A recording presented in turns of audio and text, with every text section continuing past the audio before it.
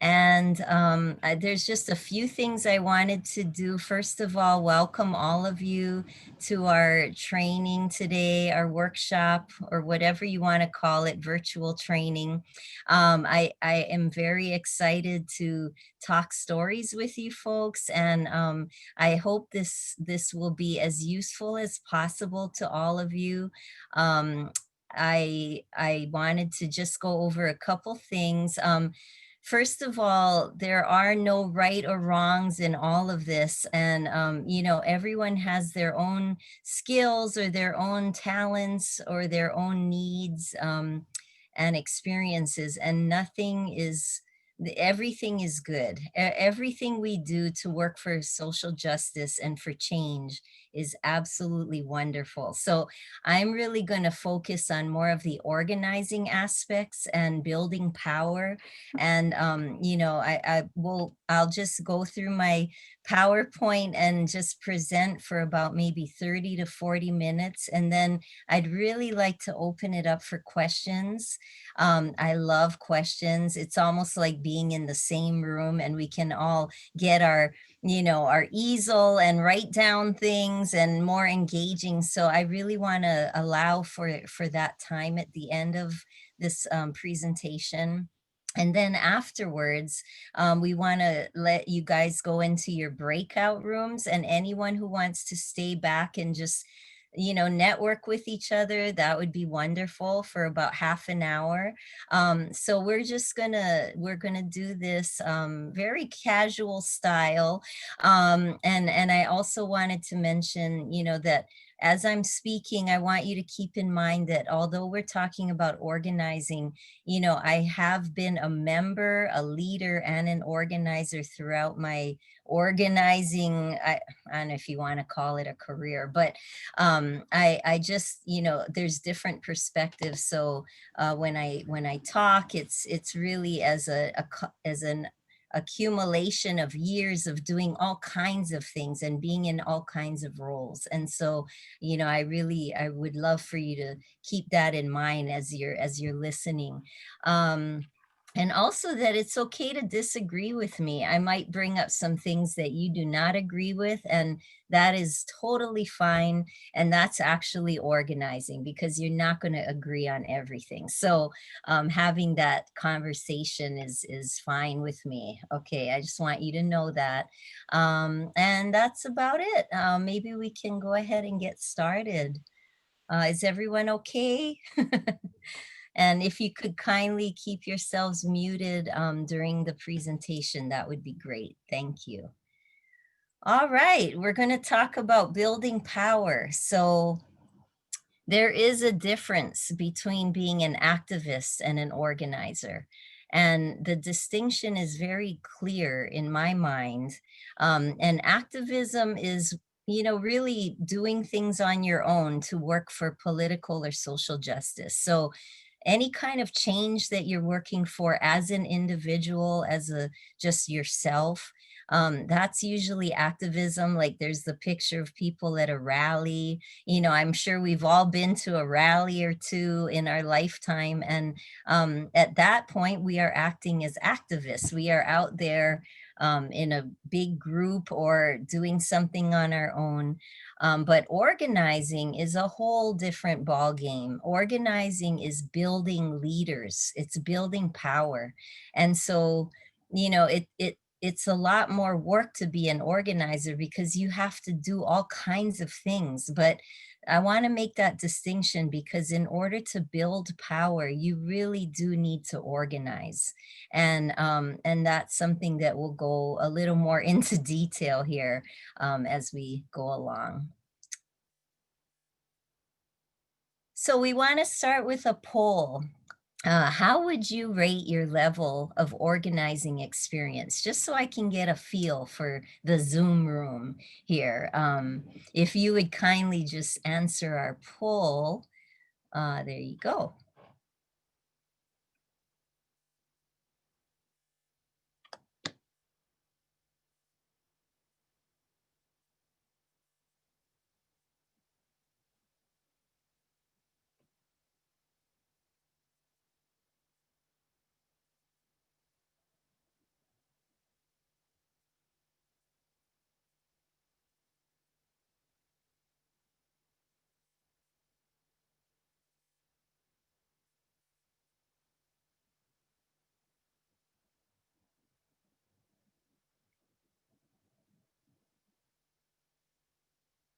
Okay, we're getting there.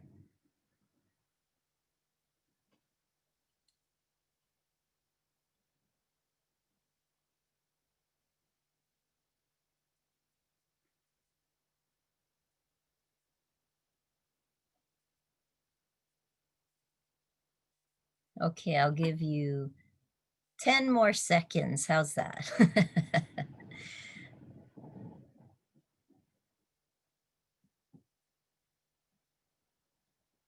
All right. It looks like we have a nice variety of experience here. Of course, most of you, 42% of you have no experience. So this should be all very new to you. And then we have a few that have a lot of experience. One person. And we have some that have varied levels of experience. So this is great. Thank you so much for answering that. That helps me a lot. Um, okay.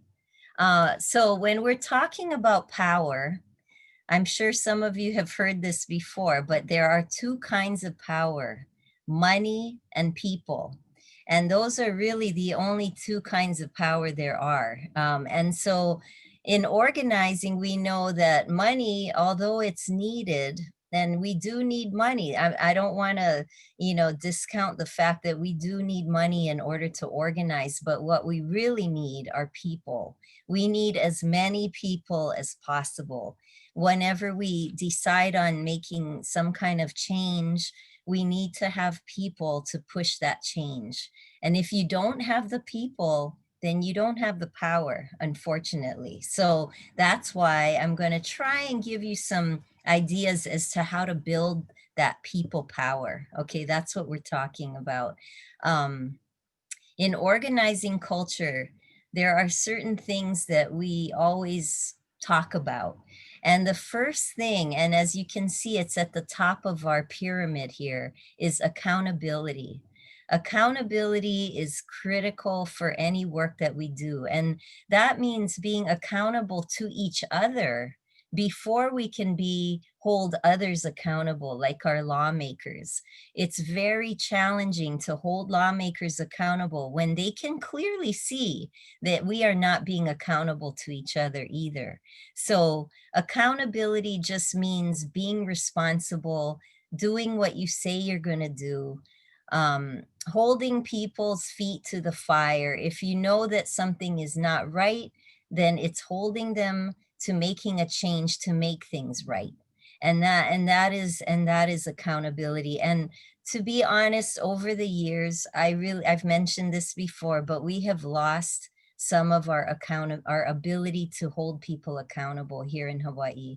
Um, I've seen I've seen where people are either apprehensive to do that, or they're just not comfortable doing that, but that's the only way we're going to be able to work together with our legislators. It can't just be one-sided, or our council members, or our government officials.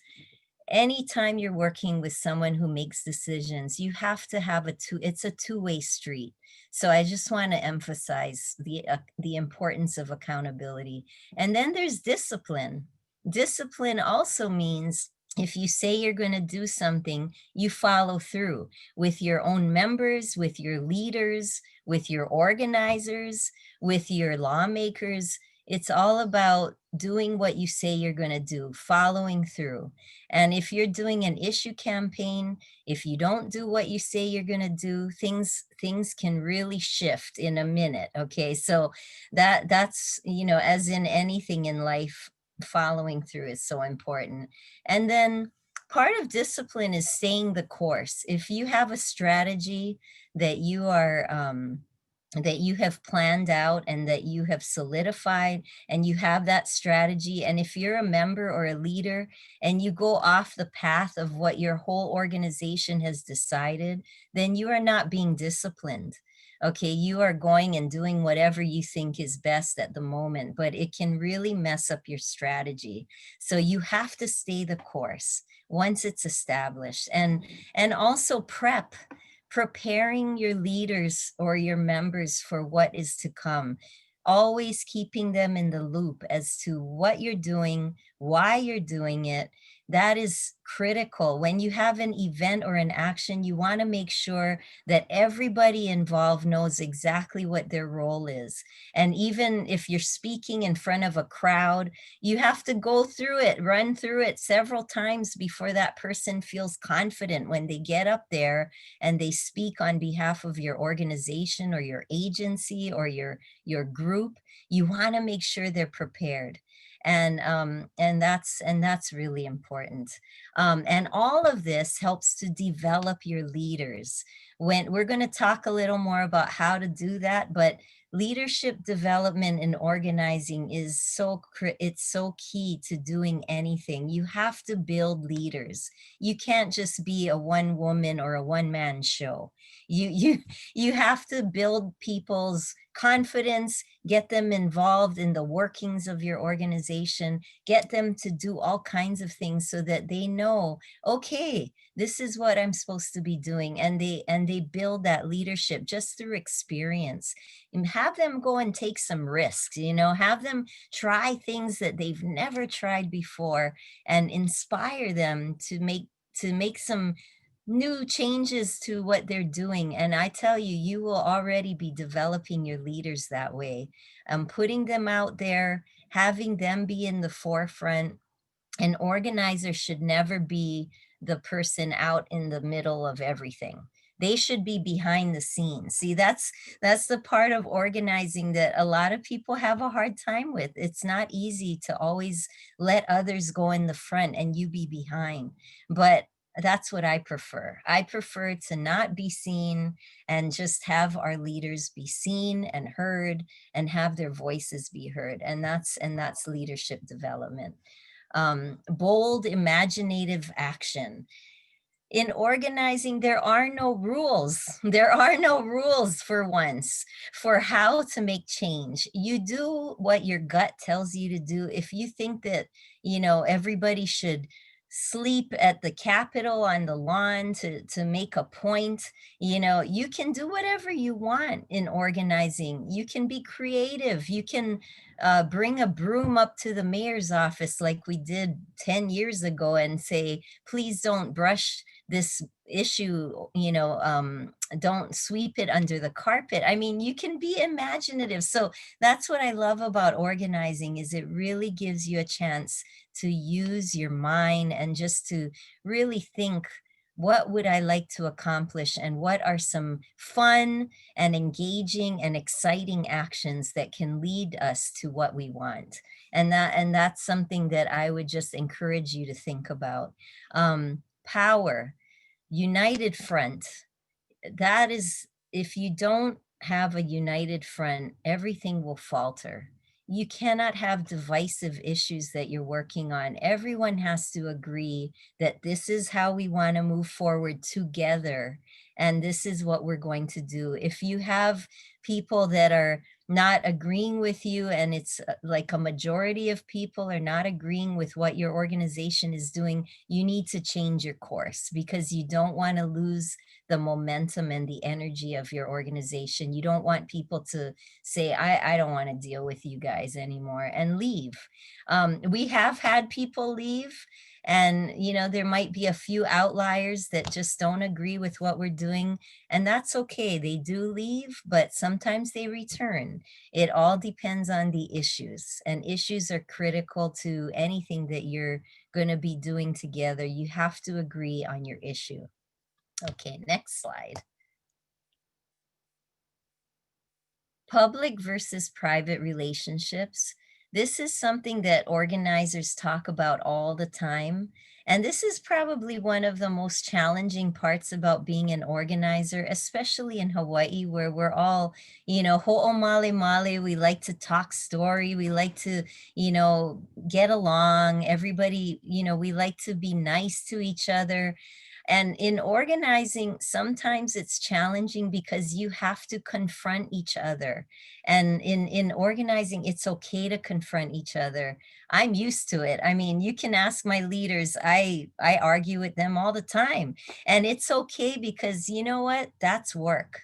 And being able to separate the tension that you might have with each other in the work that you're doing together and separating that out from your personal relationships. So, for example, sometimes I confront our leaders that I'm working with, or I might agitate them a little bit and get them to think about something, and they might want to scream at me, but that's okay because we are trying to work towards the same goals. So I'm going to push them and they're going to push me, and that's organizing. But when we're off time, when we're not doing organizing, we can go out, hang out, go for dinner, talk story, go to a movie. I mean, a lot of my leaders are also my dear friends. And so I think when they get used to being able to separate that out, even people I mentor, I'm going to push them and they're going to push back.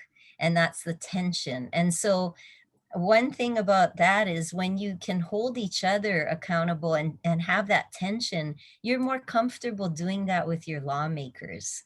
And so it's kind of good practice to be able to do that with people that you trust and that you actually have a very close relationship with, and being able to separate that out. And so then together you can go and have that kind of, tense conversations with other people. Okay, next slide. This is just a rhetorical question, but I want you to just take a few minutes to think about this.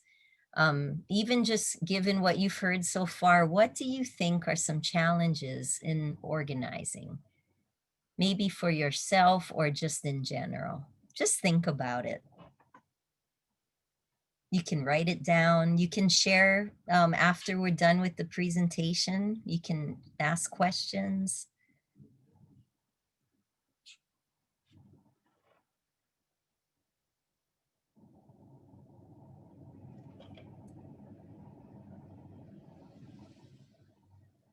Okay, I'll give you a few more seconds here.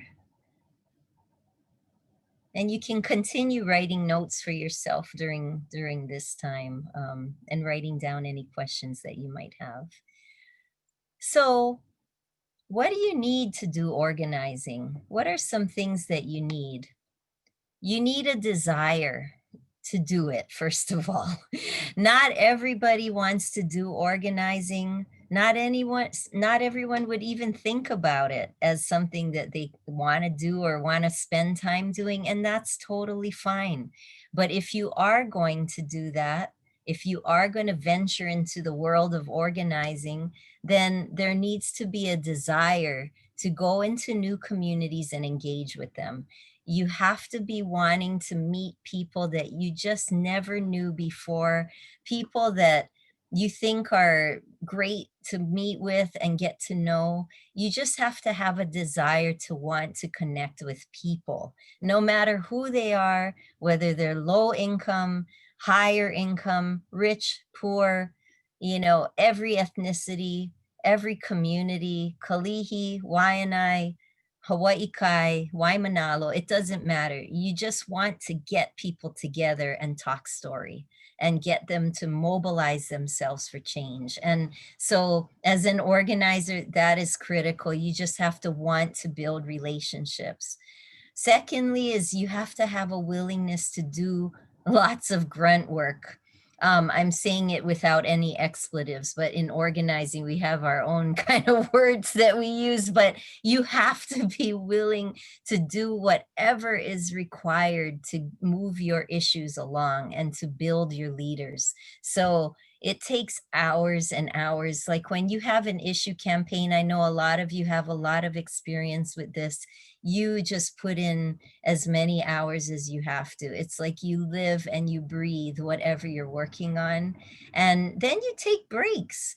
You know, it's not like you're doing this 7 days a week, 24 hours a day. You have to, that's part of being disciplined too, is taking a break from all of it, at least 1 day a week, all to yourself without any organizing going on. So, but that it is a lot of work. And if you got to get up and go and talk to a church group and meet with them at 5 in the morning for their mass, or go and spend till 10 o'clock at night knocking on doors at a public housing, then that's what you have to do in order to get things done. Energy and commitment, like I mentioned. Okay, listening. Listening is the key to organizing. It's how we build relationships. And I wish we were in person because this would be a lot more fun. But listening is hearing what people are really saying and listening actively. So we have a way, we have a structure that we use. It's called the listening process. And that's how we get people together to talk about themselves, to share about who they are and what is their being, what's their essence. So being a listener means not talking. You can talk, it's a two-way conversation. However, when you're doing the listening, you want to focus on that person.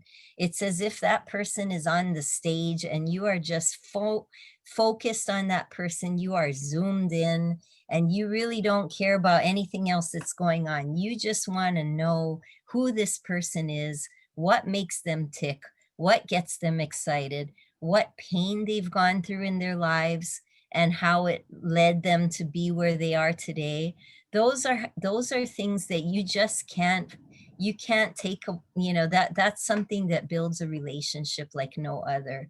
I mean, I've done countless one-on-ones over my time, and all of the people that I've done one-on-ones with, I feel truly grateful to have met them.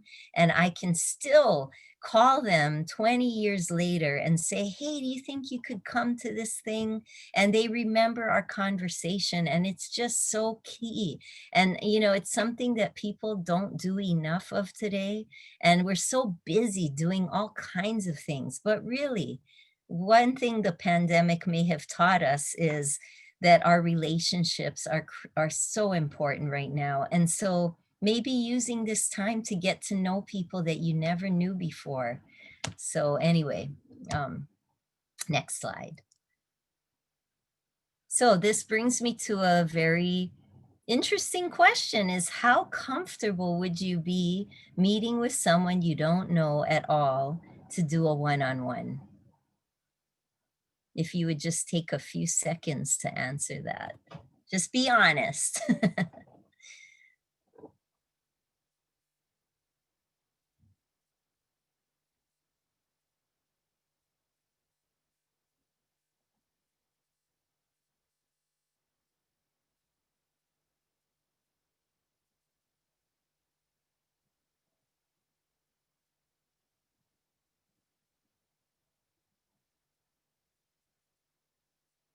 Okay. So it looks like people are somewhere in the middle, like not totally comfortable, but also not totally uncomfortable. So, and some of you are extremely comfortable, which is great. So this is good. Yeah, it gives me a good idea again of who's here. And now we're going to get a little more into what I was talking about earlier, is how you do a listening one-on-one. Like, how do you build a relationship with someone?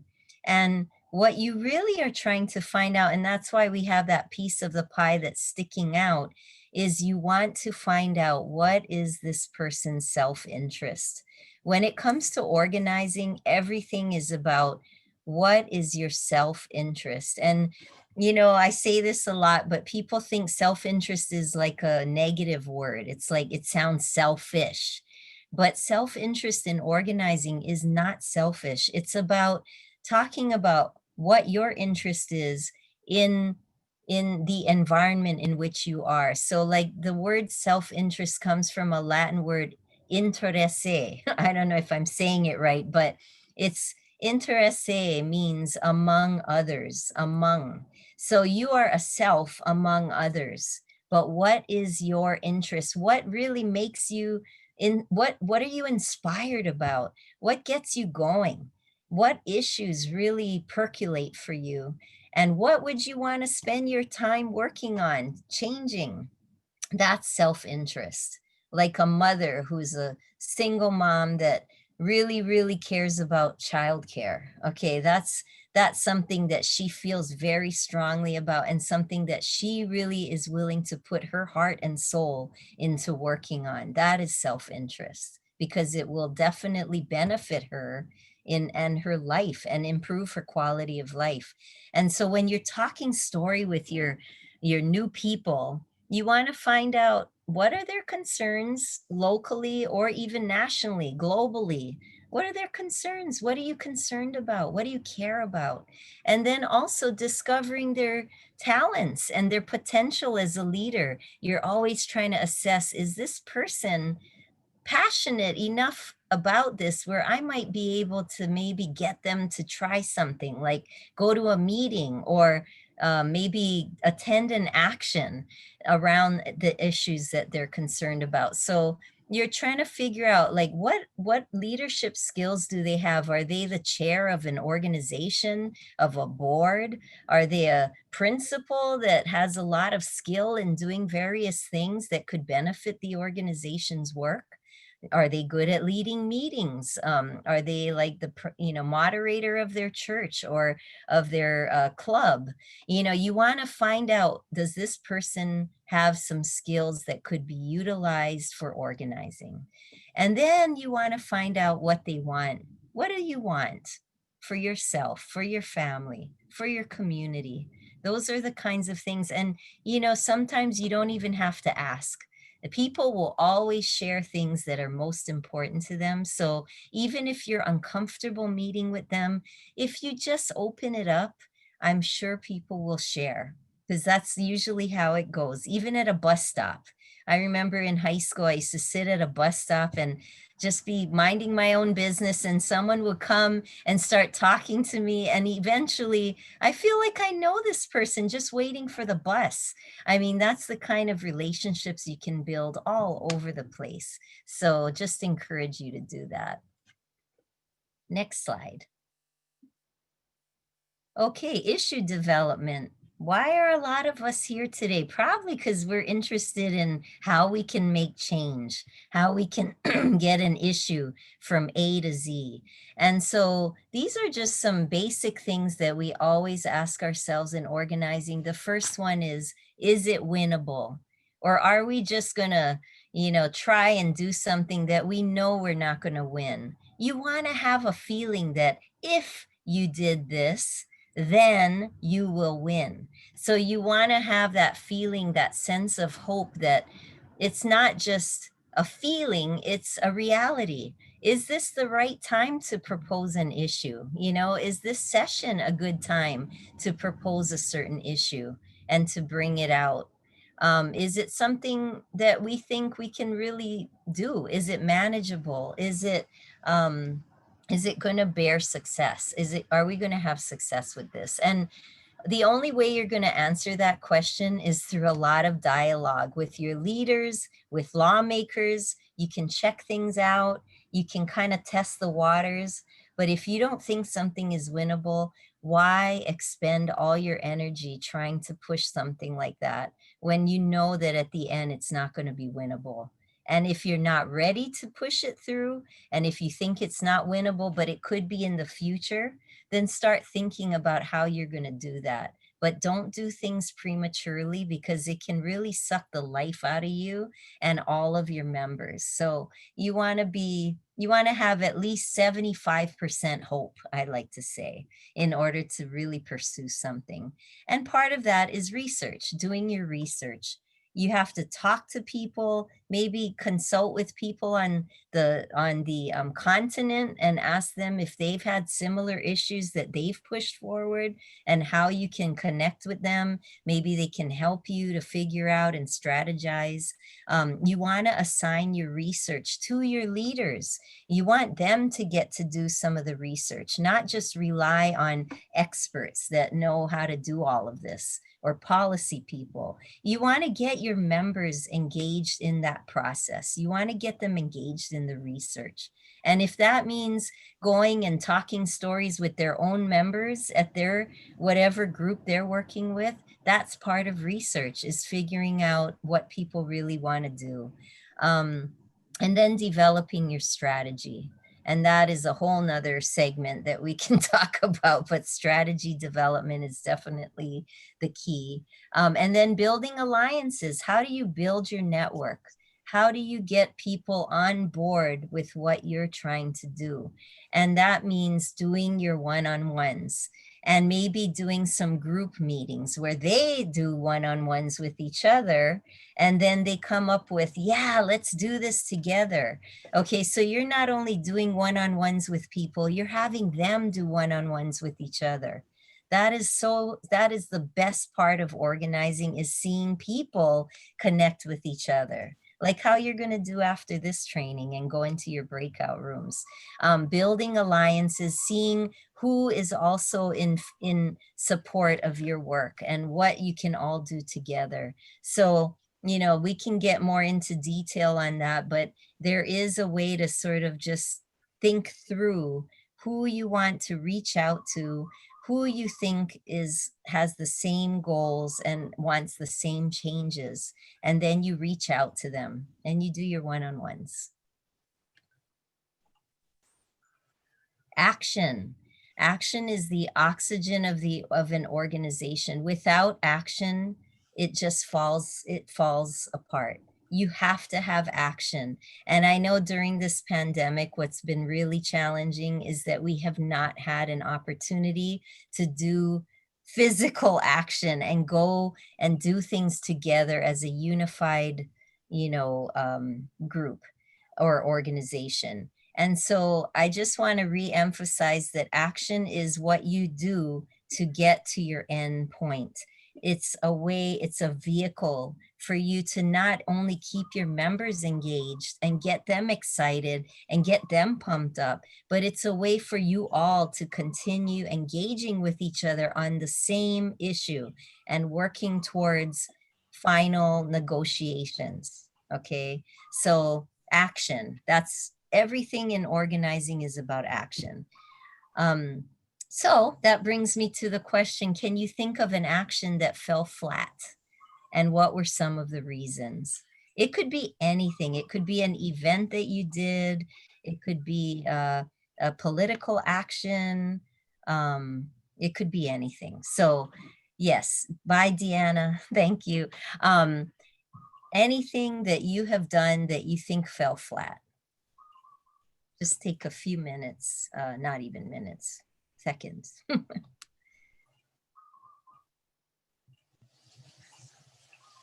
And part of falling flat is maybe not having enough people there. In organizing, we have a saying that you could have the best action or the best event, but if there are not enough people to really experience that, then it's not worth doing. And people spend a lot of time doing these amazing events and actions, and then there's like 5 people there, which maybe for those 5 people, it was very enjoyable. But if you're trying to build power, you have to have people there. And so one thing we say is leaders have followers. Leaders have followers. How do you get followers? And how many can you produce? We use the word produce because you're really literally producing people at whatever action you're doing. So how many do you think you can produce? Think about it. Who would you contact? Who would you reach out to in order to get your numbers? Like, say you had an issue that you wanted to really work on and you had an action at the Capitol, let's say. How many people can you get there to witness this event, to witness this action and participate. That's something that you should always keep in your mind. Okay, next slide. Turnout, like I mentioned. That's it. Everything in organizing is how many are you bringing? How many are you bringing? How many are you bringing? And that's the discipline and the accountability that we have in organizing culture, which is you have to produce people. And some people can only produce 5 and some can produce 50. But if I know that you can produce 50, I'm going to push you to produce 50, not 5. And if I know that you can only do 5, I'm going to try and push you to do 10. And that's part of organizing, is pushing, right?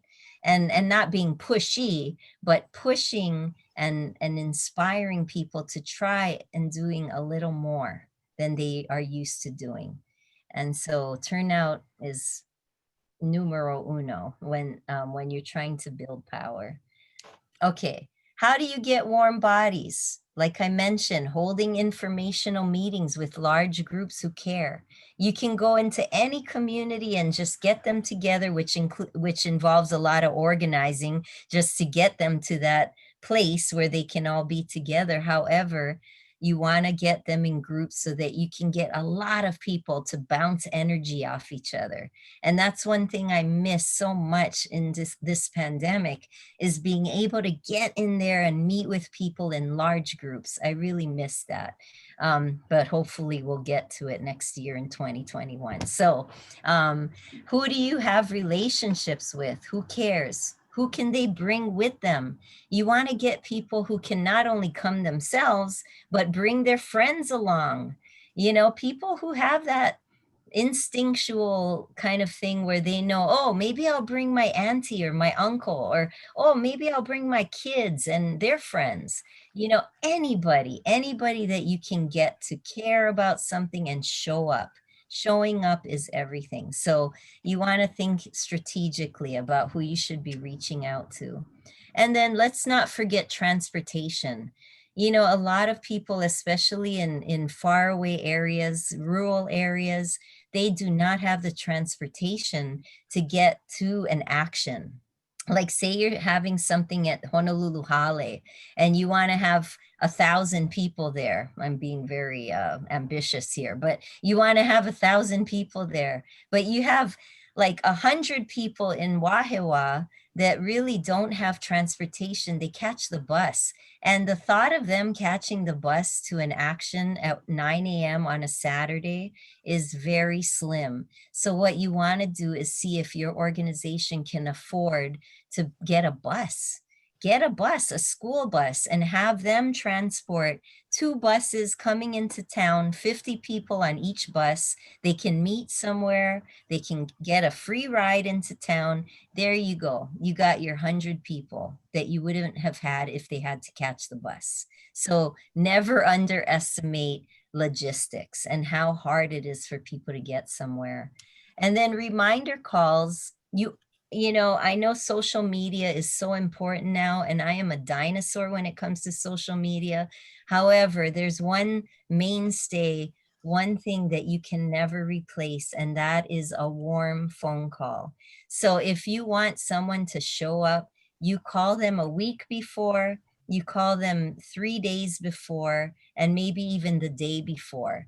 You do what you can, but the main thing is you reach out to them by phone. You let them hear your voice. You get their commitment on the phone, like, yep, you'll be seeing me there. I'll pester you, and you can really get so sick of me, but I'm going to keep pestering you until I know that you're going to be there. And then I'll remind you at the end too. So I remember one night I was making so many calls, I forgot who I was calling. I called so many people that it was already 10 at night and we had our big event the next day. And I was like, wait, who am I calling again? Because I just kept going through my phone list. And that's what you have to do in order to get people somewhere. Okay. Lessons learned. These are just some things that I've picked up over the last 2.5 decades of doing organizing. Never do things alone. Bring your leaders with you. you will never accomplish what you really want to accomplish if you want to be the person that goes out there and meets with lawmakers by yourself. That's good for building relationships with those particular lawmakers, but you're never going to build power if you do things on your own. You have to get your leaders to do it with you. So every negotiation that you do, every meeting that you have with a lawmaker or with a policy person, you want to make sure that you go as a group and that everyone knows what their role is. Be a mentor, not a hero. You want to mentor the next generation. I am totally excited about this new generation that is getting involved in activism and wants to make changes.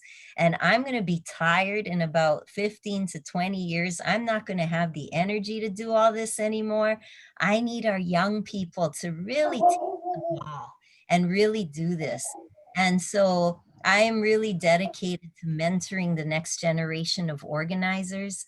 And if any of you want me to help you with anything, or if you want to reach out, I am all game for that because that's what I love to do. So being a hero is great. There are a lot of people that are the ones that everyone goes to, but they're there for themselves. They're doing their thing and they're not really building anyone else to do the same. So just remember that. Be prepared to change up your strategy at any given moment. I know that was mentioned in our previous training. You want to always be flexible. Don't always be, so set on something that you cannot look at other options. So just being flexible. Rather than seating yourself at the table, seat yourself across the table. I've heard this a million times. Let's get ourselves a seat at the table. No, you want to get a seat across the table because everything you do in building power is negotiating. You're always negotiating with everyone that you need to work with. So think of yourselves as equals. You're sitting across from them, okay? And that's a mental thing that it's hard to switch that thinking. Know when to hold them and know when to fold them, know when to give up, okay? Sometimes you have to either give up or switch strategies. And so, in the words of Kenny Rogers, for you people who know who Kenny Rogers is, you just want to make sure that you are always being, again, flexible. Once negotiations are over and you shake hands, it's over. Time to work together to carry out the agreement, build and rebuild. So even if things started off rocky, you get to a place where you agree on something with your decision makers, and then you put everything else behind you and you work for what you've agreed on. And you hold each other accountable through that process of afterwards. So it's following through with the agreements that were made, and you do it cordially, you do it with respect, and you move on together. And you don't hold grudges. You never burn bridges and you never hold grudges. So you could really be incensed by something that a lawmaker has done. But in the end, if they agree after months and months of negotiations, great, you put it behind you, okay? And then carpe diem, seize the moment. Right now, we are in the middle of a pandemic. Now is the time to make changes. We have an opportunity here. So it's like when they had the flooding or they have hurricanes or they have other natural disasters. That's a time for the community to rebuild and to see what wasn't working before and what can be better. And so you want to use that moment. And other than that, we are sort of at our time, and just go forth and organize. And now I'd really like to just open it up for questions. And I know we had some comments in there. Yeah, this is really challenging because I can't see your wonderful faces and hear you. So it's now is the fun time where I actually get to engage with you guys. And so, yes, thank you, Will. Thank you for joining us. Oh, and you missed my name in the beginning. Okay. Oh my goodness, I'm so sorry, Christy MacPherson. I don't know if you saw my information at the end, but I'm going to go ahead and type it in this chat box so that you guys can contact me anytime. And also my phone number in case you ever want to call me. And I am always very, oops, oh, there it is. Thank you. Thank you, Kiki, my assistant. Thank you. All right. So please reach out. I am always open to talking with literally anyone.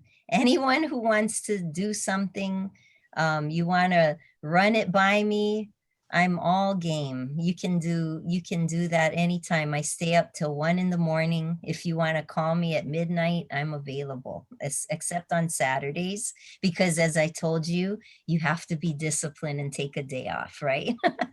Okay, so at this time, would anyone like to ask any questions?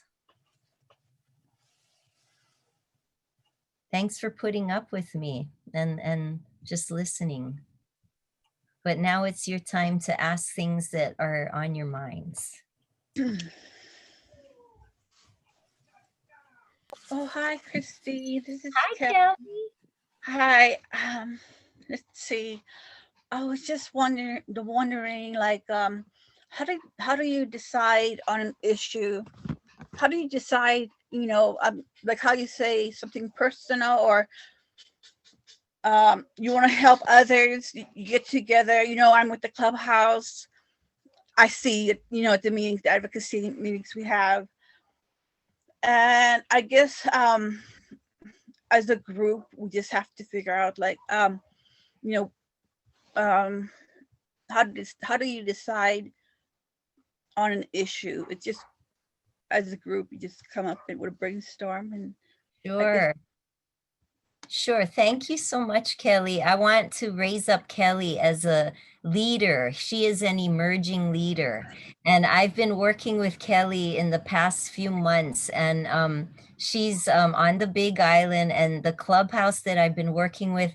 I'm going to do a write-up about the clubhouse because they are an example of a group of people who have really started to take some risks and really work on issues together. So Kelly, I know you weren't really around in the beginning of the clubhouse, but when they formed and our advocacy group, and they decided they wanted to work on a few issues, it was something that just came out organically. Maybe one or two people might bring it up, and then everyone goes, yeah, that sounds like something we should do. And then it just picks up momentum. It's like a snowball, so sometimes not everyone's going to think of something at the same time, or they're not going to all be like, yeah, let's do this at the same time. However, when one person is that catalyst and starts getting the ball rolling, then everybody jumps on. And that's what happened with the clubhouse. So and then we built leaders. So Kelly will,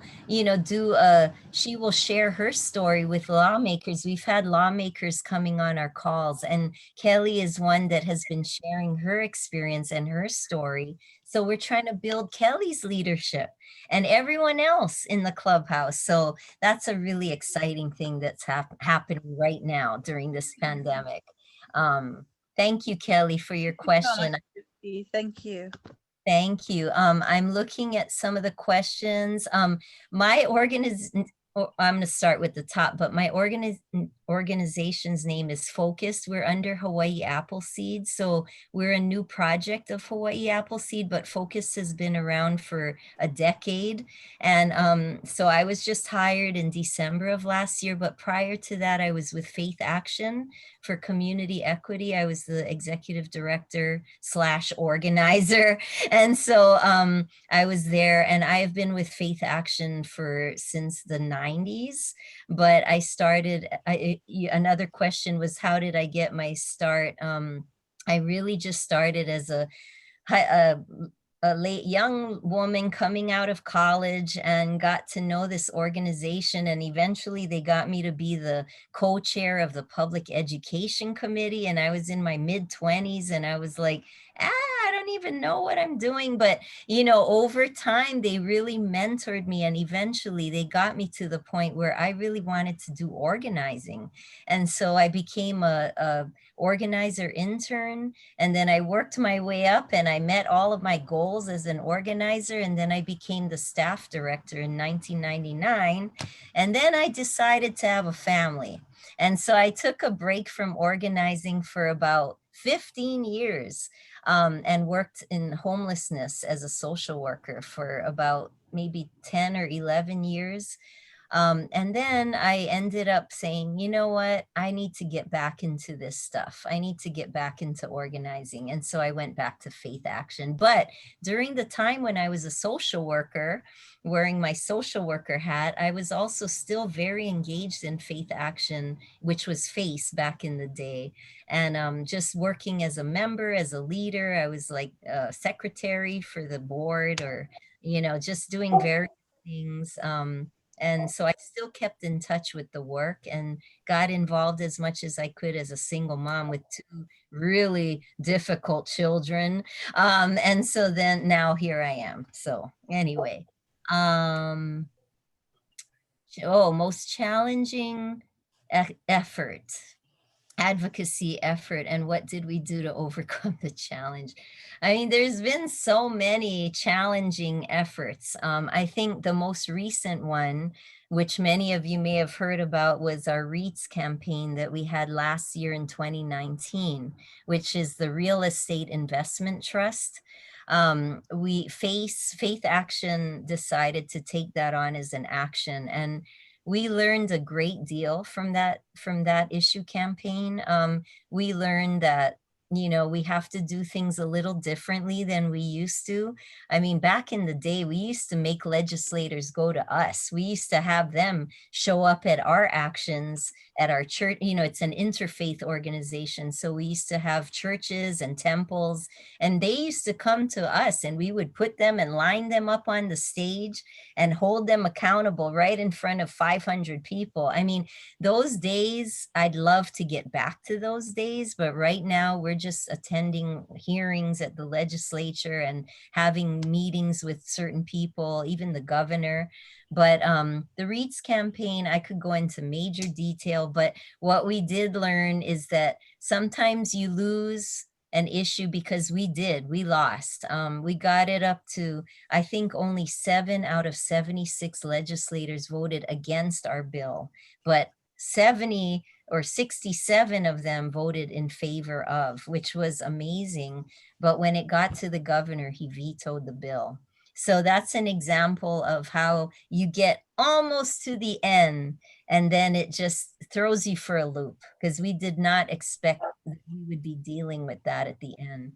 So our whole strategy was going from here to here to here. Then it ended up ending on a very tough note, and we were very frustrated. But you know what? What we learned is you keep on going. So don't be surprised if REITs comes up again in the 2021 legislative session, because what we learned is maybe now's the time to bring it up. See, you know how we talked about there's a time for everything?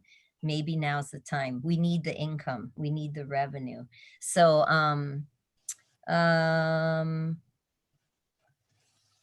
okay. One person brought up, one challenge I've seen is that we will all agree on how to do something at a group meeting, and then in the field, people tend to default to their own agendas. How do you ensure consistency across details without micromanaging? That's a really great question. And I think the main thing is you have to know your members. Like, you have to know that when they say they are on board with something, that they're really on board, because you know that because you've met with them, you've gotten to know them.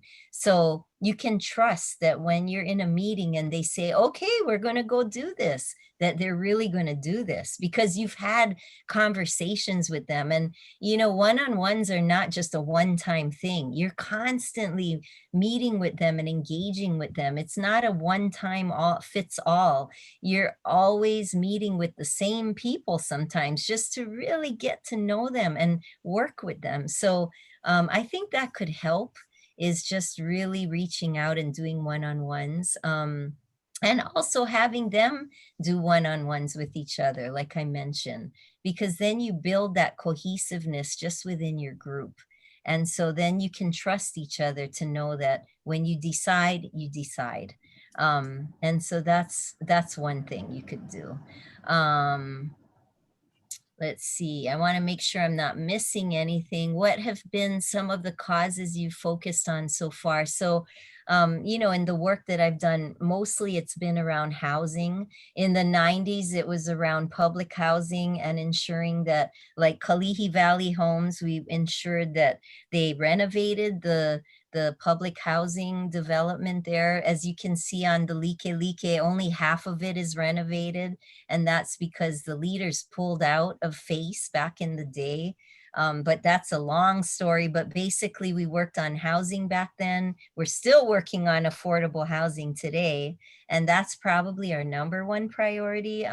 We're also working on environmental issues and other things. That's for Faith Action. But for Focused, we're looking at how do we make the structures that everyone, all the social service providers are dealing with, how do we make those structures easier so that people can do the work that they were really meant to do without all of the, you know, procedural,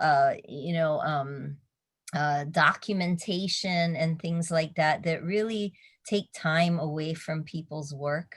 And how do we make it more efficient and more effective? How do we use technology? How do we change, you know, computer systems? I mean, things like that. How do we keep funding from being cut?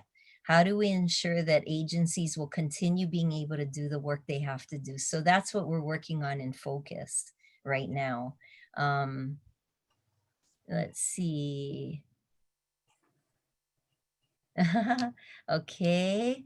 How do you decide if your organization should be working on one advocacy issue or more than one at once? How do you measure your resources ability to do more than one? That's a really good question. You want to focus, okay? And the best issues that we've ever been successful in is because we focused on just one at a time. And so you might have conversations about other issues going on simultaneously, but when you decide that you want to pour all of your effort into one issue for that period of time, you're going to be a lot more successful because people won't have to spread themselves so thin. You know, you only have so many people and so much energy that people can give. So you want to figure out what is the most pressing issue right now and what can we all get behind right now. And you focus on that. You could have like 2 or 3 bills that you're all working on, but when it comes to turnout, you want to make sure you save your leaders and your members for that particular issue. I don't know if that's helpful, but that's usually focus. We always say focus, focus, focus. Don't get all ahead of yourself and go here and go there. Keep your eye on the prize. You want to keep your eye on what you want, and you do everything you can to get that through. Okay? And you don't give up. Um, let's see. Um, let's see here. So much. Oh, thank you very much. How do you make housing affordable when wages are incompetent? Good question. There are, believe it or not, there are a lot of ways to get affordable housing built, but we have to pressure our lawmakers to do what they need to do to make that happen. And that includes funding, that includes making our DPP more efficient on the city level. I mean, there's so many things. So, you know, people only have so much income. You know, people only have this much money that they have and that they will ever have in the next 1 or 2 years. So you have to make the housing fit for them, not have them fit the housing. Okay, so there's different levels of area median incomes, and we could get into a whole talk about affordable housing. But if you're interested in it, we have an organization that has an affordable housing coalition, and you're more than welcome to get involved. And if you need information on that, just throw me an email and I will get you connected with whoever you want to be connected with. So, okay, Malu has a comment. Okay. Um, Oh, yes. Okay. So in grassroots, there's a lot of infighting and drama, especially when working with people who are very passionate. Yes. How do you keep a group together when rifts and personal issues start to happen? That's a really good question, Malu. And the only way to do that is through, if you're feeling like things are starting to fall apart and there's too much dissension within your group, you have to get them back to what?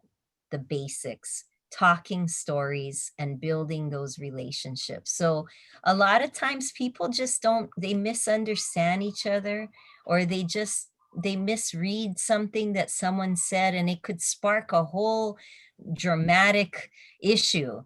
So the only way is to talk things out. If you know how Ho'oponopono, you get everybody in a room and you work things out until everybody feels at peace and feels like, okay, we can work together, move beyond this. And that's really the same concept, is you get people to talk with each other, even if it's painful, even if they're yelling at each other, get it out. Get it out. You know, I always tell my students or my mentees that I work with, I always tell them, if you have an issue with me, please come to me and just let's talk it out. It's okay. We have to be comfortable with that. And so all I can say is relationships take a lot of work and a lot of patience. And so if you can just talk with each other with respect and let out your frustrations, and then eventually wanting to come to a center where everyone can work together. That's why the united front is so important. But we can talk more about that offline, Malu, if you ever want to. Okay. Oh, DPP is Department of Permitting and Planning, by the way, with the city. So they're the ones that administer all of the permitting for people to build affordable housing. And, you know, they really need some support right now. So I think anything we can do to help push that, with our new mayor and with our new council members, that's going to be really, really important in building affordable housing. Yes, definitely. Ho'oponopono is always a go-to. Yes, especially here in Hawaii. How can we locate an organization that is focused on an issue that you're passionate about or passionate to you? Is there a general structure? There are so many organizations in Hawaii, advocacy and social justice organizations. I can easily hook you up and connect you with any organization if you're interested in environmental justice, or there's the Sierra Club, there's Faith Action, there's the Young Progressives demanding action. I mean, there are so many people that you can connect with. So you just say what your passion is and we can steer you into that organization, and maybe you can help them do some organizing at the same time. Okay. What issue am I or are we primarily focused on these days? Um, Honestly, like I mentioned, affordable housing.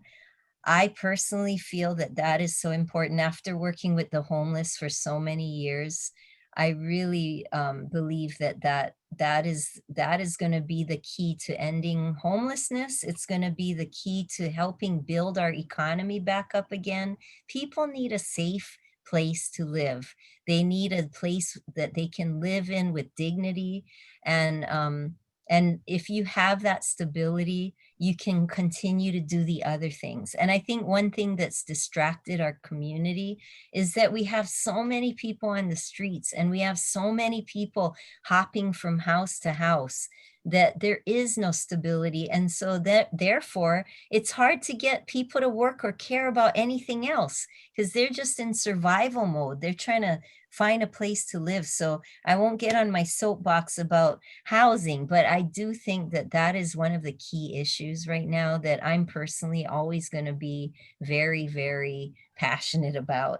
And then there's other things like the environment that we have to start really thinking about. And thank goodness for our younger generation that's taking the lead and really building and organizing around that. I think it's spectacular. And yeah, so that's that. Okay, I know someone said they would be more interested in learning about Ho'oponopono. I am not an expert at Ho'oponopono, but I definitely know there are organizations out there that utilize that method, that process, and definitely can, can connect you with them. Sorry, it's so hard to read everything as I'm going down. Okay. Tiny homes community are trying to open up our eyes. Yes, tiny homes, any kind of homes. We need all kinds of homes. Tiny homes, affordable housing at 30% AMI, affordable housing at 60% AMI, 80%. We need all kinds. We need Hale, like they're doing the Kauhale villages. We have to be creative. Again, it's like organizing. We have to be creative. We have to think outside of what we normally think is doable, and we just have to go for it. Okay, and that's why organizing is so important, because the only way you're going to get from an idea to a realization is to organize around that. And so if I could emphasize anything today, it's that you need to be bold, you need to go for it, but build your leaders so that you can do it in a strategic way. And anyway, we could go on and on for days. You're okay. I want to just, I'll leave it. I'll have a couple questions left. Okay. How do we soften the not in my backyard people to allow affordable housing in their neighborhoods? They seem dead set against housing for people with zero income. Yes. And you know what? I'll tell you, that is something that I am personally going to want to do next year, is to go and connect with communities around the island of Oahu, as well as maybe neighbor islands if they're open to it. But one thing that I think can help to counter NIMBYism is to get to know those communities. And I know that we worked on a housing issue over the summer, out in Kailua. And we knew we were going to lose because we knew that the community was against it. But if we had thought about it earlier, we would have really tried to build more relationships with those folks, the residents, earlier on, so that we wouldn't have had this big showdown at the end, which is what it seemed to be at the end. But I think reaching out and really getting to know them and building relationships, again, you can never replace that in terms of fighting or combating NIMBYism or anything else. It's building those relationships. Okay, I will definitely reach out. Some people are wanting to connect or reach out, and hopefully we're saving all of these comments so that I can refer back to them later. Okay, was starting with you specifically. Teens in high school working on climate issues. Yes. Okay, so Sandy Ma, who's the executive director of Common Cause Hawaii, she's responding, and you can read all of that. It's 4:15. Do any of you have a desire to go into breakout rooms and just talk story with each other and get to know each other, or are you kind of zoomed out right now? It's totally up to you. But maybe show a hand, maybe I don't know what your desire is right now. But why don't we go ahead and unless anyone has another question, you can just take yourself off your mute and ask a question for the next minute. I'll wait and see if any of you have any. Otherwise, we'll just go ahead and put you in breakout rooms. And if you don't want to stay, you can just leave. Okay. But I want to really thank all of you for spending time with me on a Sunday afternoon. And it's been great to see some of your faces. And I really do look forward to working with a lot of you in the future. Really, the only way we're going to change things here in Hawaii is to work together. We really, I know people say that all the time, but really it's all of us to work together in our bodies. And we all want the same things. We all want justice. We all want people to thrive here. And so the more that we can put our own selves into that work, the better. So just really want to thank you for being here. And any questions? Last questions? Go ahead. Hey, Christy, this is Hi. Captain Ploy. Hi, Captain. Hi, good to see you again. I think, as you know, I work at the Department of Education, and so I had a question. It ended up being long, so I thought it might be faster. And so I was wondering, after a lot of the advocacy on an issue, at the end of the day, right, it's up to a government agency to implement a public policy. And so I wonder, first of all, that's in your experience, that's what you find. And then also, are there certain departments or agencies that are easier or harder to work with in either phase, either in the advocacy phase or in the implementation phase? And then just from your perspective as an advocate, what would you recommend, for people trying to work with agencies either in the policy development or in the implementation phase? Thank you. Sure. And by the way, thank you. I love your very relatable nature of just telling stories and talking about it. So thank you. Oh, thank you. Well, I am who I am. And, I can't sugarcoat anything, or I just got to tell you like it is. That's my personality. So trust me, my friends all know this very well, too well, and my family. But excellent questions. All I can say is when you're going through an issue and you're strategizing, you have to look at who makes the decision ultimately on what you're trying to achieve. So, for instance, with affordable housing, we know that DPP plays a huge role in getting those permits, out and all of the different parts. So we have to meet with more than just DPP. We have to meet with the council members. We have to meet with lawmakers because it's a city state issue. So you really have to look at who makes the final decision and who are the people along the way who can help to pressure that person who makes the final decision in making the decision in your favor. So, for instance, the governor, he makes all the decisions when it comes to the state. So we have to make sure that our legislators pressure. Some of them might be champions of something, and they might be able to pressure the governor to make a decision on whatever it might be. Like, for instance, REITs, like I mentioned before.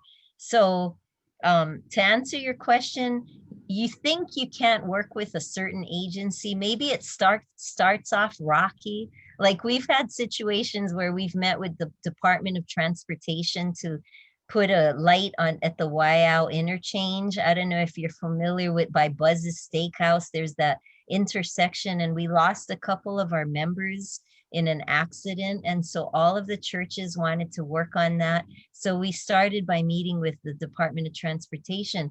Nothing is easy in the beginning. There's resistance, there's challenges, but if you continue letting them know that you're not going to give up, you're going to continue putting the pressure on them, and that you hope that they will come around and see things in the community's eyes, you can actually get them to change their mind. So I never see anyone as a complete adversary or a permanent adversary. I always see them as maybe this is going to change. We just have to continue having the conversation. And I really want to, you know, emphasize that, because nothing is impossible. You just have to have the will to get it done. You have to push. You have to push them and push yourselves and push your leaders. You got to push everybody, you know. And so I can't say who is a good one or who's not, because we've had rocky relationships with everybody, even the mayor. I mean, I remember back in the day, we left a meeting. I remember, I won't mention the councilman, I won't mention who that person was, but we literally had about 10 people that went to meet with this lawmaker, and he literally just didn't show up on time, and we were waiting around for about 20 minutes, and we left. We left because we said our time as citizens are just as important as your time. And so that lawmaker, he learned real quick how to work with us. And eventually the respect was there. And so we could start to talk about what really mattered, right? Instead of this other business, we could start working on the issue at hand. But you have to establish that respect. And it goes both ways. Yeah. I don't know if that answered your question, Capson, Yeah. but No. I'm more than happy Mahalo. to talk with you about anything that you're thinking about. Yeah. Okay. Any others? On the flip side, what is an example like in your slide where you said there's no permanent friends? What's a parable that illustrates kind of that wisdom or that thought in advocacy or organizing? Like no permanent friends, no permanent, well, we say enemies, but I don't like that word. I'd like to say adversaries, you know? Yeah, so I mean, well, that's one example is we started off, and then there's some where you're starting off as friends, and then the minute you start holding them accountable, it gets a little uncomfortable. So we've had that as well. Like, let me think. I don't want to mention names, but there's been some lawmakers where everything was ho'o male male, you know, we were just like working together on another issue together. But then when when you hold their feet to the fire on another issue, it became very tense. And so they thought that maybe because we had a relationship on another issue and it was very cordial and very positive, that it would be like, well, then I don't really have to really push anything that you're doing because I don't really agree with it on this issue. But the point is, you got to separate out the person from the issue, because really when it comes to organizing or advocacy, you're pushing the issue. You're separating yourself out from the issue. It's all about the issue, right? It's all about what you want to achieve. So you can put your relationships aside sometimes, and you can put your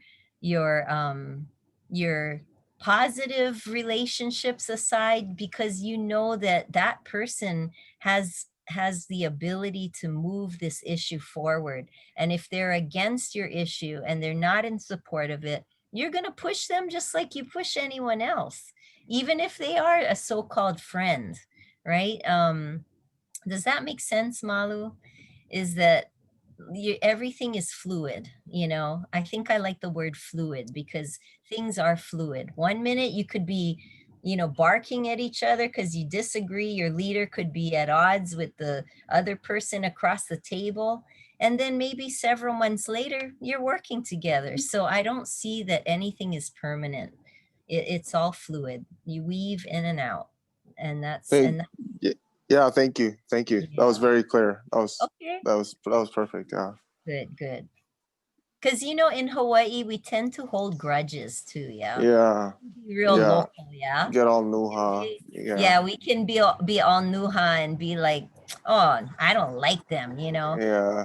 But that's like, that's natural, right? We even do that with our friends or our family. They get on our nerves or whatever it is.